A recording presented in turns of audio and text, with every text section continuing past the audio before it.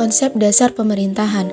Dalam konsep dasar pemerintahan ada 3 aspek yang mendasar, yaitu pertama, pemerintah lokal dimaknai satu sistem penyelenggaraan pemerintah di daerah.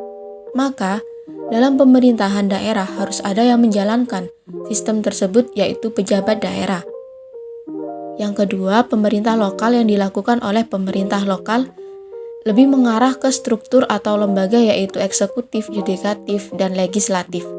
Yang ketiga, daerah otonom. Dalam hal ini diberikan wewenang mengatur, mengurusi daerah atau wilayah tersebut. Ciri-ciri pemerintahan daerah. Mengutip dari Oppenheim, bahwa suatu ciri dari pemerintahan daerah yaitu adanya lingkungan atau daerah batas yang lebih kecil daripada negara. Suatu wilayah tidak boleh lebih besar daripada negara sekalipun mengenai kekuasaan.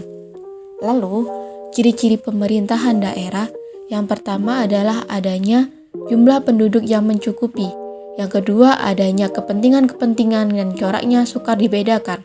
Yang ketiga, adanya organisasi yang memadai untuk menyelenggarakan kepentingan-kepentingan tersebut. Yang terakhir, adanya kemampuan untuk menyediakan biaya yang diperlukan. Kemudian, asas-asas penyelenggaraan pemerintahan daerah. Yang pertama, asas desentralisasi. Kedua, asas dekonsentrasi. Ketiga, asas tugas pembantuan.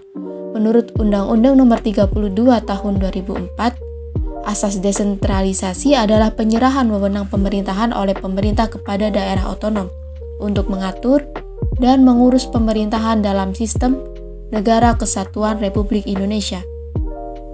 Yang kedua, asas dekonsentrasi adalah pelimpahan wewenang pemerintahan oleh pemerintah kepada gubernur sebagai wakil pemerintah dan atau kepala instansi vertikal di wilayah tertentu.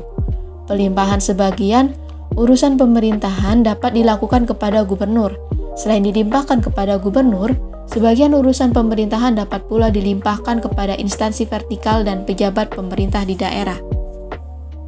Yang ketiga, tugas pembantuan adalah penugasan dari pemerintah daerah dan atau desa dari pemerintah provinsi kepada kabupaten atau kota dan atau desa, serta dari pemerintah kabupaten atau kota kepada desa untuk melaksanakan tugas tertentu.